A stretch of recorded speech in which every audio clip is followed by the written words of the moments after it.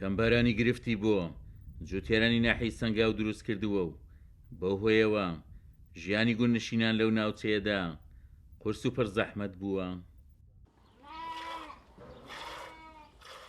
گوننشینان لەو ناوچەیە سەرقاڵی ژیانی ڕۆژانەی خۆیانن، وەگەوان دەڵێن سەرباریەوەی ئەم ساڵ بەروبوومی گەنم و جویان نەبووە، کەم ئاوی کێشەی تریشی بۆ دروست کردوون.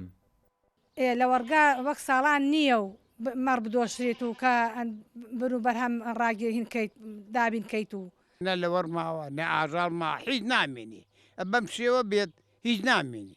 هەموو ساڵێ بە زۆری مەرەزشمان لێکرد زەعاتمان لێکرد، بەڵام ئێستا ئاوی ئەوەی نەماوە کە ئیسفادە لە بینین. ئێستاکێ بەهۆی وشکە ساڵیەوە چەند ساڵی ڕابردووەوە و ئەم ساڵیش بە تایبەتی خەریکە ئەو سەرچاوە گرینگە وشکەکەوە بە چای خۆتان نەیبینن.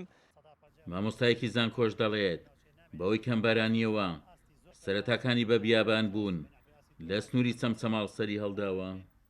بە چاوەستی پێکرێت 125 بەرهەم کەمەکاتەوە ڕووپۆشی ڕۆکی کەمەکاتەوە توانای زەوی بۆ بەخێوکردنی خو بۆ لە ڕاندنی ئاژەڵ کەمەکاتەوە وەکو بڵین لە وەرگایکی سروشتی ئەتوانین بڵین ئێستا ناوچەی گەرمیان لە نێوان ئاستی یەک بۆ ئاستی دوای خۆ نزیک بۆ تۆ لە ئاستی دو ئاستی مام ناوەندا ئەم بەبیان چونکە بە شێوەیەکی گشتی سەرچاوەکانی ئەو بەتاوی کەمیان کردو مرۆڤ هەستی پێکە یانە چیتە زۆر ناوچەکە ڕووبارێکی وەرزی تەیە تا مانگی حەوت ئاویتیا بۆ ئێستا سەرێکی لە سەرەتای مانگی پێنجەوە خۆ لە ناوڕستمانی پێنجەوە تیان نامێنێ.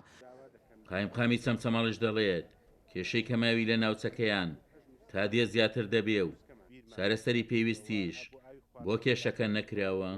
25 بیری ئاوی خواردنەوە لە سنووری چەمچەماڵ تەرکیە شۆڕش ئاغجلەر وشتی کردووە کەمە گرفتێکە هەر ئەم شەویش ترێلەی خۆی کێشاوە بە بیرێک لە سنووری کانیشتان ئاغجلەر کە شکانی شیتان کە بە بیری ژمارە 4 ناسراوە. ئەوانە هەموو گرفتی ڕۆژانن کە دێنە لای ئێمە بە سوپاسەوە بە ئەنجومەنی پارێزگای سلێمانی لێدانی بیری ڕێگە پێداوە بیری ڕوتەر و بیری هەمەڕی پێدەڵم، بەڵام ئەوەی کە هاوڵاتیان بەگشتی داوای دەکەن لەبەر کەمی سعرەکە بیری سووریەکەوەش بەپێی ڕێنمایی و بەپێی یاسا ئەمە قەدەغێت تا ئێستا ناتوانین ڕێگە براجوتیارەکان بدەین.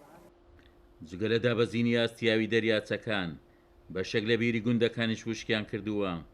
گوننشینان داواکارن حکوومەت هێرێم هەنگاوی عەمەلی بۆ چارەسەری کێشەی کەماوی لە گوندەکانیش بگرێتە بەر.